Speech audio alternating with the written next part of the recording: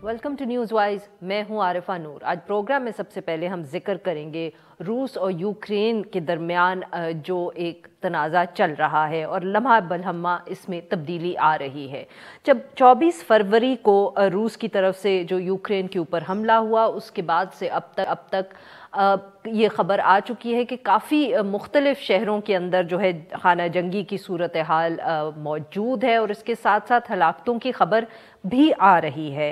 मगर ताज़ा तरीन जो मीडिया रिपोर्ट्स आई हैं उनके मुताबिक यूक्रेन और रूस की जो क़यादत है उसके दरमियान मुज़ाकरात शुरू हो चुके हैं। इस वक्त ये जो मुज़ाकरात हैं ये यूक्रेन और बेलारूस के बॉर्डर के ऊपर जारी हैं।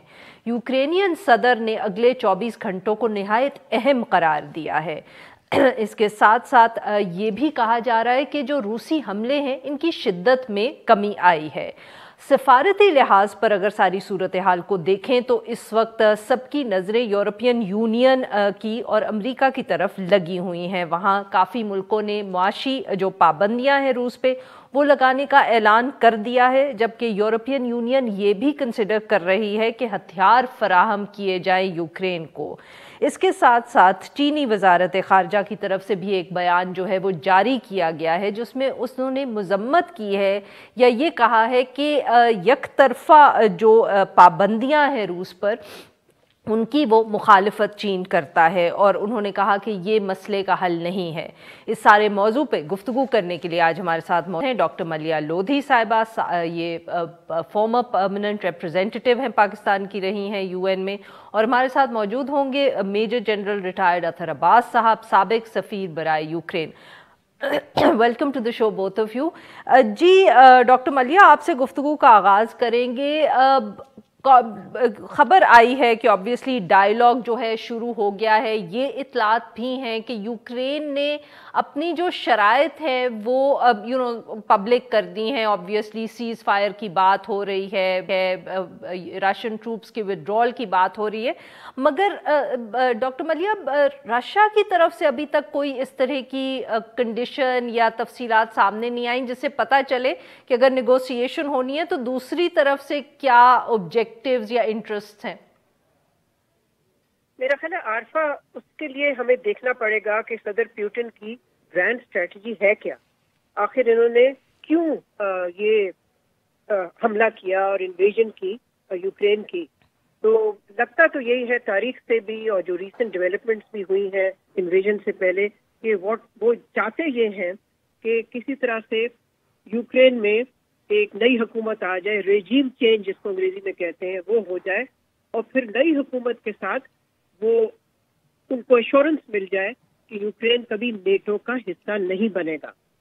तो अब देखना यह है कि क्या ये मुज़ाकरात इन गोल्स को से पीछे हट जाते हैं रूस, या इन्हीं गोल्स को वो लेके जो मुज़ाकरात हो रहे हैं उनमें वो यही कहते हैं कि जी आप स्टेप डाउन कीजिए और फिर हम सीज फायर का भी कंसिडर कर सकते हैं। इसलिए कि जैसे आपने कहा, जाहिर है यूक्रेन तो चाहता है कि सीज फायर हो, और हमने देखा है कि रूस, यानी कि ये 5वां दिन है उनके हमले का, और उसके बावजूद वो कैपिटल को नहीं ले सके अभी तक। उसकी एक वजह यह भी हो सकती है कि वो सिविलियन कैजुअल्टीज नहीं चाहते, इसलिए कि अगर उन्होंने बहुत ही बड़ा अगर हमला किया कैपिटल पे, जहां पर हम सुन रहे हैं कि रेजिस्टेंस हो रही है, तो उसमें सिविलियन कैजुअल्टीज का बहुत खदशा है। इसके साथ साथ मैं ये भी कहूंगी कि बैनुल अक़वामी सतह पे, जैसे आपने भी कहा आरफा, जाहिर है ये जो इकोनॉमिक सैंक्शंस है ये they are much tougher then I think what people expected.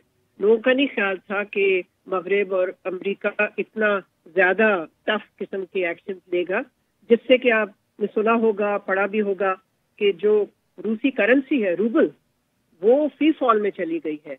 उसकी बड़ी सख्त किस्म की डिप्रिसिएशन हुई है, और रूस को भी मेरा ख्याल है काफी चैलेंजेस का सामना करना पड़ेगा, इसलिए कि ये जो वाशी सैंक्शंस हैं वो वाकई रूस को हर्ट करना शुरू करेंगे।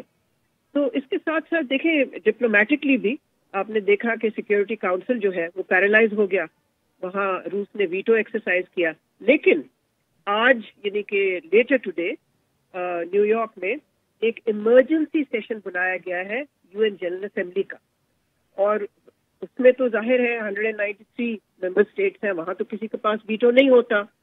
تو اب یہی ایکسپیکٹیشن ہے کہ وہاں بہت ہی ایک سخت قسم کا ریزولوشن آئے گا بالکل کانڈمنیشن کا. جی جنرل صاحب, یہ جو بات ڈاکٹر ملیح بھی کر رہی ہیں, سر کیا ہم یہ ساری جو صورتحال اس وقت ہے اور جس طرح کا عمل آیا ہے, جس طرح کی مطلب کہ ٹروپس کا ایڈوانس بھی ہم دیکھ رہے ہیں, تو کین وی سے کہ روسی صدر نے مس کیلکولیٹ کیا ہے؟ نہ صرف یہ کہ یوکرین سے کس قسم کا ایک ریاکشن آئے گا ملٹری ٹرمز میں, اور دوسرا یہ کہ یورپین یونین کی طرف سے جو سینکشنز کی بات ہوئی ہے, سوئفٹ کے حوالے سے فیصلہ آیا ہے, they were probably not expecting that. جیسے ڈاکٹر ملیح نے کہا کہ ہم سارے ہی شاید یہ سوچ رہے تھے کہ اتنا ریاکشن یورپین یونین سے نہیں آئے گا اکنامکلی جتنا آیا ہے. مس کیلکولیشن؟ جی لگتا تو یہی ہے کہ اتنا جو ریئیکشن آیا ہے شاید یہ ایک مس کیلکولیشن تھا on part of president Putin and the Russians. جو اس وقت کے زمینی حقائق ہیں یوکرین کی, جو یہ جنگ 5 دنوں سے جاری ہے, اس میں تقریباً آپ سمجھیں کہ except for Odessa port, black sea کا جو دوسرا پورٹ سٹی ہے موریپول, اس پہ قبضہ ہو گیا ہے. لوگانسک اور ڈونیٹس کے علاقے ہیں, وہاں رشین فورسز نے ایڈوانس کیا ہے. ایک خارکیو اور لوگانسک کے بیچ میں شہر ہے, اس پہ ان کا قبضہ ہو گیا ہے. خارکیو میں جنگ شروع ہے, اور کیف کے نارتھ میں بھی کافی حد تک روسی فوجیں اندر آ گئی ہیں. جو ملیح صاحبہ نے کہا کہ سویلین کیجولٹیز, یس, جو ایڈوانس کا اس وقت پیس ہے فورسز کا, اس سے تو بالکل صاف یہ نظر آ رہا ہے کہ رشینس بڑے اوور کوشس ہو کے آگے بڑھ رہے ہیں. اور اس کی سب سے بڑی وجہ یہ ہوگی کیونکہ ایسٹ اور ساؤتھ ایسٹ میں تو خاص طور پہ یہ رشین سپیکنگ علاقے ہیں, جتنے شہر ہیں, جتنی آبادی ہے, اور Kharkiv itself is a Russian speaking city. تو وہاں وہ بہت محتاط طریقے سے آگے بڑھ رہے ہیں اور سویلین کیجولٹیز ایوائڈ کر رہے ہیں, کیونکہ ظاہر ہے یوکرین کی ایک بہت بڑی امپورٹنس ہے رشین پوری اسٹریٹجی میں, رشین سوشیولوجی میں, اور وہ نہیں چاہتے کہ بعد میں سویلین کیجولٹیز ہمیشہ ان کے اوپر اس کا الزام لگے. اور لیکن جو حالات نظر آ رہے ہیں کہ جس طریقے سے یورپین یونین آرمز اینڈ باقی سامان جو فراہم کر رہی ہے اس وقت, it is little but let. اتنی جلدی یہ ملٹری کیپیبلٹی جو ہے وہ نہیں بنتی, کیونکہ اس کے لیے ٹائم چاہیے ہوتا ہے, ٹریننگ چاہیے ہوتی ہے, ویپن سسٹمز کے ڈپلائمنٹ. اسٹل میسج تو مطلب کہ جو رشیا کو گیا ہے یا دنیا کو گیا ہے وہ بہت I think that was probably the objective more than کہ کتنی جلدی ویپنز پہنچتے. جی, ایک پبلک اوپینین, ایک مورال بوسٹنگ فار یوکرینین جو کہ گراؤنڈ کے اوپر لڑ رہے ہیں خاص طور پہ, کیونکہ ان کو اس وقت بالکل صاف یہ آئیڈیا ہو گیا ہے کہ انہوں نے ہی اپنا ملک بچانا ہے, کوئی باہر سے ان کی مدد کے لیے فزیکلی نہیں آ رہا ہے. ویپنز آئیں گے, اسٹنگر میزائلز کی بڑی اہمیت ہوتی ہے, اینٹی ٹینک میزائلز کی بڑی اہمیت ہوتی ہے, یہ خاص طور پہ ٹینکس کے خلاف, ایئر کرافٹس, ہیلی کاپٹرز, اٹیک ہیلی کاپٹرز کے خلاف جو ہے وہ بڑے مؤثر ثابت ہوتے ہیں. لیکن ابھی دیکھنا ہوگا کہ اتنی جلدی یہ ویپن سسٹم ایبزارب کیسے ہوگا اور اس کے بعد پھر استعمال کیسے ہوگا, اور آیا یہ کہ رشینز کے پاس ان کا کیا توڑ ہوگا.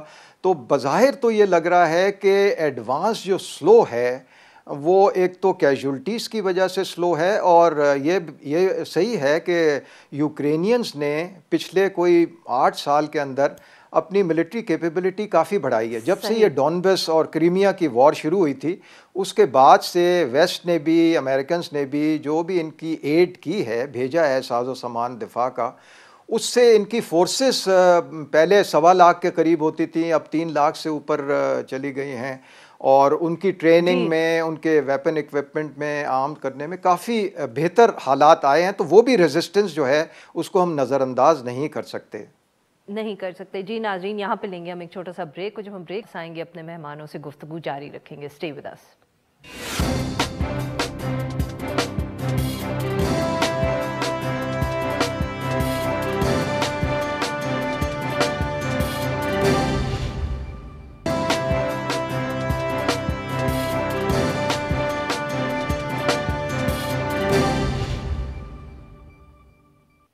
वेलकम बैक नाजरीन, हम गुफ्तगू करें डॉक्टर मलिया लोधी साहिबा से और major general retired Athar Abbas साहब से, और हम यूक्रेन रूस की सूरत हाल पे बात करें।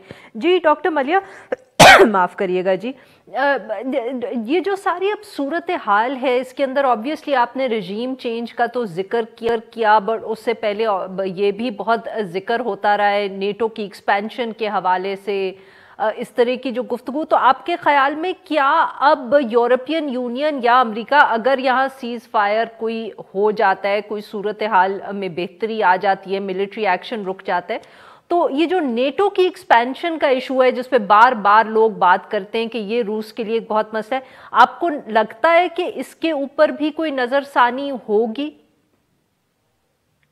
देखिए आरफा, ये बुरहान, ये जो है क्राइसिस, ये बुरहान ही ना आता अगर अमेरिका और नेटो पहले ही इस बात को मान जाते कि नेटो की फर्दर एक्सपेंशन नहीं होनी चाहिए। आपको मालूम है, अगर आप तारीख देखें तो रूस 1990 से कह रहा है कि आप एक्सपैंड किए जा रहे हैं, और सदर प्यूटन ने खुद पर्सनली 5 वेव्स देखे हैं ऑफ नेटोज ईस्टवर्ड एक्सपेंशन। तो अब मैं समझती हूँ कि ये भी हमें सामने रखना है कि जनवरी में जब मुज़ाकरात हुए थे अमेरिका और रूस के दरमियान, और उससे पहले भी यूक्रेन के इशू पे ही, तो वहाँ पर अमेरिका ने रिजेक्ट किए थे रूस के ये डिमांड। ये सिर्फ डिमांड नहीं था, उनके और भी डिमांड थे, मगर बेसिकली जो नेटो वाला डिमांड था वो अमेरिका ने रिजेक्ट कर दिया था, ये कह के कि Ukraine is a sovereign country और उनकी अपनी मर्जी है कि वो किसको ज्वाइन करें और किसको ना करें। तो अब मुझे तो बहुत मुश्किल नजर आता है। देखिए सदर प्यूटन का, जो मैं पहले भी जिसका जिक्र कर रही थी, उनकी तो ग्रैंड स्ट्रैटेजी यही है ना कि जो पोस्ट कोल्ड वॉर ऑर्डर बना था यूरोप में, उसको चेंज किया जाए और उसकी सिक्योरिटी जो आर्किटेक्चर है यूरोप का, उसको रीराइट किया जाए, उसको रिवाइज किया जाए। लेकिन अब देखना ये है कि इस बहरान से, इस क्राइसिस से, क्या सदर प्यूटन जो है वो अपना ऑब्जेक्टिव अचीव कर सकेंगे, या कोई उनको एक तरह से आप कह सकते हैं कि वो ओवर रीच अगर उन्होंने कर दिया है और एक स्ट्रेटेजिक मिस्टेक होती है उनकी तरफ से। अभी वी कांट से कि ये हुआ है अभी तक, लेकिन अगर ये होता है इस तरह से तो फिर जाहिर है वेस्टर्न ब्लॉक जो है लेड बाय अमेरिका, वो तो बिल्कुल कोई कंसेशन देने को तैयार ही नहीं होंगे। सही। जनरल साहब, यही जो बहुत, जब ये ऑब्वियसली क्राइसिस बिल्ड अप हो रहा था और बात हो रही थी कि पता नहीं अटैक होगा कि नहीं, तो सेकंड ब्लॉक का भी बहुत जिक्र आता था, cold war, post cold war की बात हुई, बहुत सी एक्सपेक्टेशंस थी या लोगों के ख्यालात थे कि शायद चीन और रशिया की तरफ से एक यूनाइटेड रिस्पॉन्स आएगा, या इतना इकोनॉमिक नुकसान ना हो रशिया का क्योंकि चीन विल बी देयर। आपको लगता है कि ये जो सारी प्रेडिक्शंस थी या इस तरह के ख्यालात थे, we have to give them a second thought? इतना ऑब्वियस सेकंड ब्लॉक जो है वो नुमाया नज़र नहीं आया इस सारे बहरान में। जी ये बात सही है कि बहुत ज़्यादा नुमाया तौर पे नहीं नज़र आ रहा, लेकिन इसमें ये एक ख़ास तौर पे जो बात है वो सदर मैक्रोन जो फ्रांस के हैं, उनका बयान बहुत अहम था कि अगर हम यूरोपियन सिक्योरिटी को देखते हैं तो यूरोपियन सिक्योरिटी अगेंस्ट रशिया नहीं होनी चाहिए, European security along with Russia जो है वो ज़्यादा कामयाब, सस्टेनेबल और देरपा होगी। लेकिन उस पर किसी ने तवज्जो नहीं दी और ये बात चलती रही कि वन आफ्टर दी अदर, जैसे डॉक्टर साहिबा कह रही थी, नेटो की एक्सपेंशन जो है होती रही। जो एक बात मैं ज़रूरी समझता हूँ यहाँ करना वो ये कि यूरोपियन यूनियन की क़यादत और एक हद तक आप समझें जो यूक्रेन की क़यादत है, both military as well as civilian क़यादत जो है, जो सबसे अहम ज़रूरी बात होती है क़यादत की, how to avoid an unnecessary war. और ये जो है, जो हमें, वो अलग बात है कि अमेरिका का अगर आप जिक्र करें कि how two ways an unnecessary war, उनकी पॉलिसी कुछ इस तरह की चल रही होती है। और रजीम चेंज की अभी बात की है डॉक्टर साहिबा ने, तो ये रजीम चेंज वाला ही उसकी तरफ ले जाया जा रहा है, यूक्रेन को टारगेट बना के रूस जो कर रहा है इधर। लेकिन मैं समझता हूँ जो इमीडिएट मिलिट्री टारगेट या इमीडिएट जिस वॉर के टारगेट डिक्लेयर्ड हैं रूस की जानिब से, वो है डीमिलिटराइजिंग ڈی ملٹرائز کرنا یوکرینین آرمی کو، اور اسی کے ساتھ وہ کہتے ہیں ڈی ناٹسیفائی کرنا ان یونٹس کو جو کہ خاص طور پہ نازی پیٹرن کے اوپر انہوں نے بنائی ہوئی ہیں اور ڈونبس ریجن کے اندر وہ ایکٹیو رہی ہیں. یہ امیجیٹ ٹارگٹ جو ہے ان کے نظر آتی ہیں. اب وہ اس کے بعد حکومت گراتے ہیں، پپٹ گورنمنٹ بناتے ہیں اور آگے بڑھتے ہیں کس طریقے سے. تو یہ خاص طور پہ جو نظر آ رہا ہے اس وقت ٹارگٹ آبجیکٹیو جو ہے روس کا یہ ہے، اور یوکرینین آف کورس وہ ڈیفینڈ کر رہے ہیں اور وہ آخر تک وہ کہیں گے کہ جی ہم اس طریقے سے نہیں دیں گے. اس کے اندر جو ایک ضروری بات ہے وہ ادھر سوچنے والی جو ہمارا ڈسکشن ہو رہا ہے، وہ روس کو ہمیشہ سے جو خدشہ رہا ہے، فیئر رہا ہے، وہ اپنے ویسٹ کی طرف سے رہا ہے جہاں یوکرین ہے. یوکرین ایک بہت بڑا یورپین اسٹینڈرڈ کے حساب سے ملک ہے، اور یہ پلینز ہیں، ان میں کوئی پہاڑ نہیں ہے، کوئی ایسے آبسٹیکلز نہیں ہیں جن میں آپ بڑھتی ہوئی اگر فوج ہے اس کے خلاف محاذ بنا لیں اور اس کے خلاف آپ ریزسٹنس کریں اور سلو کریں. سو ہمیشہ روس نے جو چڑھائی دیکھی ہے یورپ کی جانب سے، ویسٹ کی جانب سے، وہ یوکرین کے تھرو آئی ہے. اس لیے وہ اس کا فیئر جو ہے ادر دین باقی خیال بالٹک اسٹیٹس ہیں، ساؤتھ میں ہے، لیکن جو یوکرین کا اس کو صرف خوف رہتا ہے وہ یہ ہے کہ اگر یوکرین اس کے ہاتھ سے نکل گیا ہے تو پھر کوئی اس فورسز کو روکنے والا نہیں ہوگا اور رشیا کو بالکل دیوار کے ساتھ لگا دیا جائے گا. تو میں سمجھتا ہوں یہ فیئر جو ہے بڑا اوور رائڈنگ ہے in the military and the strategic perceptions of Russian leadership. Doctor Maliha, obviously یہ تو جو ہسٹوریکلی بات کی ہے جنرل صاحب نے، بٹ اب بہت سی آبویسلی ویسٹرن پریس کی بات ہے، I have to clarify that، but بہت سی اس طرح کی بھی کامنٹری ہو رہی ہے کہ کیونکہ روسی صدر نے یہ مس کیلکولیٹ کیا ہے تو ان کی اوپر بھی اس کا ایک نقصان ہو سکتا ہے، شاید ان کی جو اس وقت پوزیشن ہے رشیا میں اس پہ فرق پڑ سکتا ہے. کہیں رجیم چینج دوسری طرف تو نہیں ہو جائے گا اس جنگ کی نقصان as a consequence of this war? دیکھیں عارفہ، ابھی تو سچویشن بہت فلوئڈ ہے، تو کچھ کہہ نہیں سکتے. یہ اس طرح کی پریڈکشن کرنا تو میرا خیال ہے قبل از وقت ہوگا.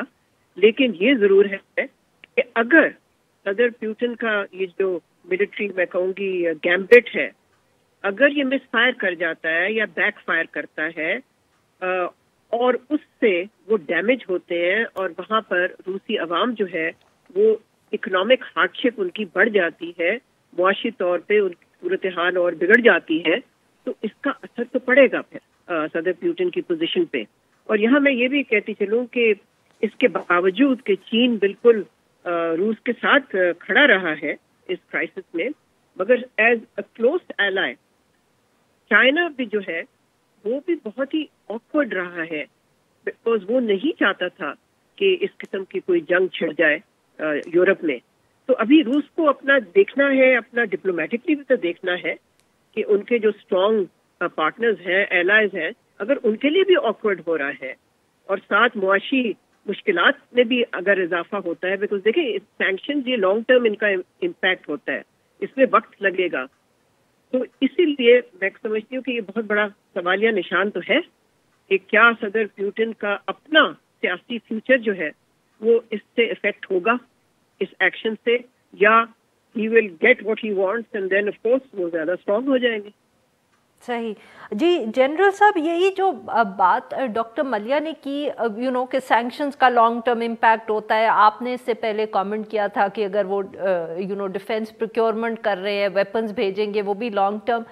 کیا سر ہم کہہ سکتے ہیں پھر یہ کہ یہ کرائسس شاید پرولونگ کرے، مطلب کہ جسٹ بیکاز وہ گفتگو کرنے یا مذاکرات کرنے دونوں سائڈ بیٹھ گئی ہیں، اس کا یہ مطلب نہیں ہے کہ it will be a short lived crisis? کیا آپ ایکسپیکٹ کر رہے ہیں سر کہ یہ لمبا چلے گا؟ جی مجھے لگتا ہے یہ لمبا چلے گا، اور خاص طور پہ اس حوالے سے ایک تو انٹرنیشنل پبلک اوپینین جو ہے اس کا بھی پریشر بہت بڑھے گا روس کے اوپر خاص طور پہ. لیکن اسی کے ساتھ ساتھ میں کہوں گا کہ جو سینکشنز ہیں ان کو ہمیں صرف ون سائیڈڈ نہیں دیکھنا چاہیے کہ روس کے اوپر ہی کیا اثر ہوگا اور روس کے تعلقات جو دوسری دنیا سے ہیں، جو چین کے ساتھ ہیں، ان کے اوپر کیا ہوگا. اس کا میں سمجھتا ہوں اثر یورپ کے اوپر بھی بہت بڑا اس کا اثر ہوگا. لانگ ٹرم ٹرم بھی ہوگا شارٹ ٹرم بھی ہوگا. آپ یہ دیکھیں کہ Ukraine is known as bread basket of Europe. اب اگر یہ پورٹس انہوں نے بند کر دیے بلیک سی کے اور اس کو بڑے حصے پہ پورے پہ قبضہ نہیں بھی ہوا لیکن خاص کے حصے پہ جو کہ اسٹریٹجک پوائنٹس ہیں انٹری کے ایگزٹ کے شپمنٹ کے ان کے اوپر اگر روس کا قبضہ ہو گیا تو نہ یہاں سے کچھ جا سکے گا اور نہ وہ کچھ آ سکے گا. تو اس کی وجہ سے یورپ جو ہے وہ کتنا اس سے متاثر ہوگا. یہ صرف ایک ایگریکلچر پروڈکٹس کی بات نہیں ہے اور بہت سی جو مارکیٹ ہے یوکرین سے جو نکلتی ہے یہاں سے ناٹ اونلی یورپ بلکہ ایشیا کے لیے بھی. تو اس کے اثرات جو ہیں وہ پوری دنیا پہ پڑیں گے اور یورپ خاص طور پہ براہ راست اس سے متاثر ہوگا. سو اس چیز کو میں کوئی ایکسپرٹ نہیں ہوں اکانومی پہ اور فائنینسز پہ, لیکن جتنا مجھے سمجھ آیا ہے جو ان کا ٹریڈ رہا ہے, جو والیوم آف ٹریڈ اور خاص طور پہ اسپیسیفک چیزوں کے اندر میں سمجھتا ہوں تیل, گیس اور ایگریکلچر, ان سب چیزوں کا براہ راست یورپ کے اوپر بہت سخت اثر پڑے گا. بہت بہت شکریہ ہمارے دو مہمانوں کا, انہوں نے ہم سے گفتگو. ناظرین یہاں پہ لیں گے ایک چھوٹا سا بریک, اور جب ہم بریک سے واپس آئیں گے ہم بات کریں گے پاکستان پیپلز پارٹی کے لانگ مارچ کی جو گزشتہ روز شروع ہو گیا اور اسلام آباد کی طرف اٹس ہیڈڈ. اسٹے ود اس.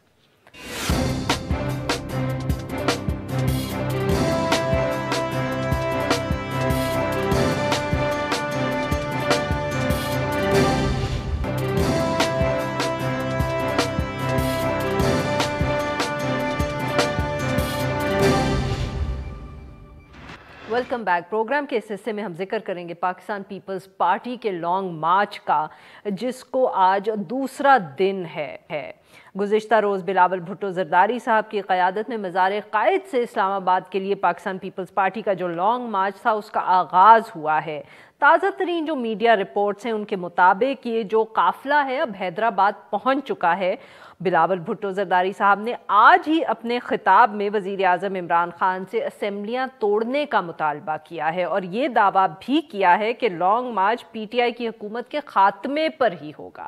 اس حوالے سے گفتگو کرنے کے لیے آج ہمارے ساتھ موجود ہیں چودھری محمد صاحب, سینئر رہنما Pakistan Peoples Party. Welcome to the show سر.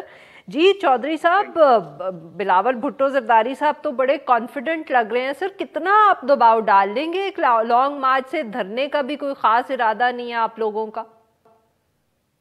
نہیں دیکھیں, یہ ایک عوامی ایک آپ کے سامنے ہے, طرح سے ہر جگہ پہ لوگ شامل ہو رہے ہیں اس کے اندر اور پھر لوگ ساتھ چل رہے ہیں. ابھی جو حیدرآباد سے آگے مٹیاری اور مٹیاری سے آگے ابھی میری بات ہوئی ہے شہری رحمان سے, وہ حالہ میں داخل ہو رہے ہیں. حالہ کے بعد پھر آگے ایک اور تحصیل آتی ہے نواب شاہ کی, وہاں سے ہوتے ہوئے آج مورو میں قیام ہوگا اور کل پھر مورو سے نکل کر سکھر آئیں گے. دیکھیں ہم ان کو یہ کہہ رہے ہیں کہ اس ملک کے لوگوں کی جو حالت ہے وہ آپ کے سامنے ہے. کیا حالت ہے, کیا صورتحال ہے.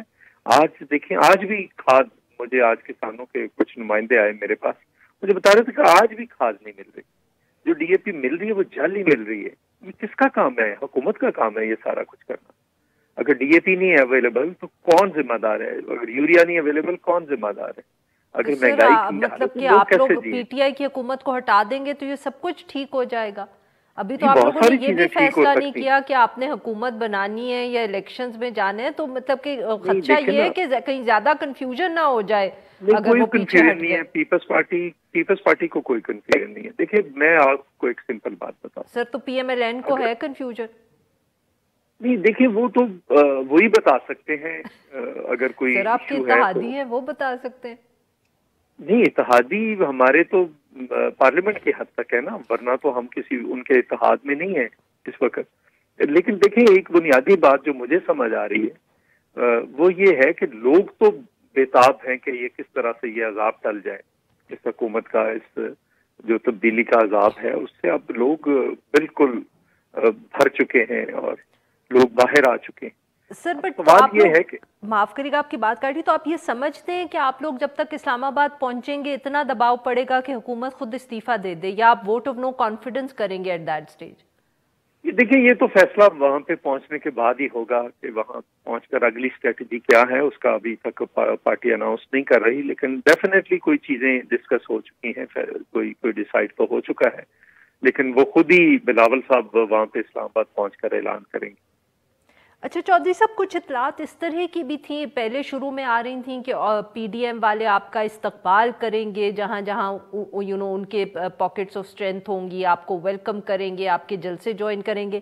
پھر یہ بھی اطلاع آئی کہ انہوں نے یہ فیصلہ کیا ہے کہ وہ بالکل آپ کے لانگ مارچ کے اندر کوئی مدد نہیں کریں گے یا ویلکم نہیں کریں گے۔ تو یہ بتائیں کہ یہ اصل صورتحال سر ہے کیا؟ پی ڈی ایم کا کوئی مطلب کہ کوئی ہے اس کے اندر؟ انہوں نے کہا نہیں، انہوں نے کہا کہ ہم ویلکم کرتے ہیں اس لانگ مارچ کو، جو عوامی مارچ ہے اس کو۔ انہوں نے یہ نہیں کہا کہ ہم وہاں پہ فزیکلی بھی اس میں شامل ہوں گے، وہ تو نہیں ہوں گے، انہوں نے تو اپنا اعلان کیا ہوا ہے، لیکن پرنسپل انہوں نے کہا جی کہ یہ اچھی بات ہے، ہم اس کو ویلکم کرتے ہیں۔ اچھا سر، تو پھر یہ بتائیں کہ کب تک آپ لوگوں کا ارادہ ہے اسلام آباد پہنچنے کا؟ اور جو اسلام آباد 7 کو پنڈی پہنچ جائیں گے، 8 کو پنڈی اسلام آباد میں جلسہ ہوگا، جلسہ، اس کے بعد اگلا جو لائے عمل ہے اس کا اعلان ہوگا۔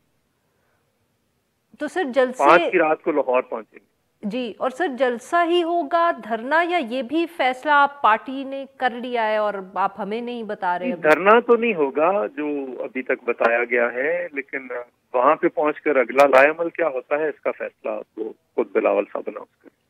سر بلاول بھٹو زرداری صاحب نے گزشتہ روز اپنی تقریر کے اندر حملے کا بھی لفظ استعمال، ان کا ہم حکومت پہ حملہ کریں گے۔ حملہ سے یہی سیاسی اٹیک ہے، پولیٹیکل، یہ ایک بہت بڑا آن سلاٹ ہے۔ دیکھیں ملک کے کتنے لاکھوں لوگ ہر جگہ سے شامل ہو رہے ہیں، یہ ایک عدم اعتماد ہے اس حکومت کے خلاف، اور لوگوں کا خیال ہے شاید پنجاب میں آ کر یہ ویک ہو جائے گا۔ یہ بالکل غلط فہمی میں ہے، لوگ بالکل تیار بیٹھے ہوئے ہیں نکلنے کے لیے، اور استقبال ہوگا۔ پنجاب میں بھی دیکھیں گے آپ کتنا بڑا ہوتا ہے۔ اور سر اگر حکومت نے ریاکٹ نہیں کیا تو پہلے بھی لانگ مارچز ہو چکے ہیں، دھرنے ہو چکے ہیں، اگر حکومت جس کو انگریزی میں کہتے ہیں ڈزنٹ لوز اٹس کول، تو پھر ایسے دھرنوں سے سر کوئی خاص فرق پڑتا نہیں ہے حکومت پر؟ نہیں دیکھیں نا، بھٹو صاحب نے جب ایوب خان کے خلاف تحریک کا آغاز کیا تو وہ تحریک ایوب خان کے استعفے پہ منتج ہوئی۔ جب محترمہ بینظیر بھٹو نے کیا نواز شریف کے خلاف تو نواز شریف کے استعفے پہ منتج ہوئی۔ جب پیپلز پارٹی کرتی ہے تو پیپلز پارٹی فیصلہ کن مرلے کے لیے جاتی ہے، اور تب تک بالکل نہیں بیٹھیں گے جب تک یہ گھر نہیں چلے گا۔ نواز شریف صاحب سے استعفیٰ تو پھر فوج نے لیا تھا نا؟ وہ پریشر جب بنتا ہے تو ہم نے تو کہا تھا کہ ہم نکل رہے ہیں، محترمہ بینظیر بھٹو شہید نے تو کہا تھا کہ ہم نکل رہے ہیں۔ نکلنے سے پہلے اگر ہو گیا تو اس میں پاکستان پیپلز پارٹی کی حکمت عملی یہی ہوتی ہے کہ پریشر جائے، اور پریشر سڑک کا جو ہوتا ہے وہ جاتا ہے اوپر تک، جاتا ہے ایوانوں تک پہنچتا ہے۔ یہی ہماری حکمت عملی ہے کہ جائے بالکل جہاں پہ پریشر جائے، جہاں پہ بھی جانا ہے اس کو نظر آئے کہ عوام کیا چاہ رہے ہیں اس وقت۔ بہت بہت شکریہ سر، آپ نے ہم سے گفتگو کی۔ ناظرین آج اتنا ہی، will be back tomorrow at the same time.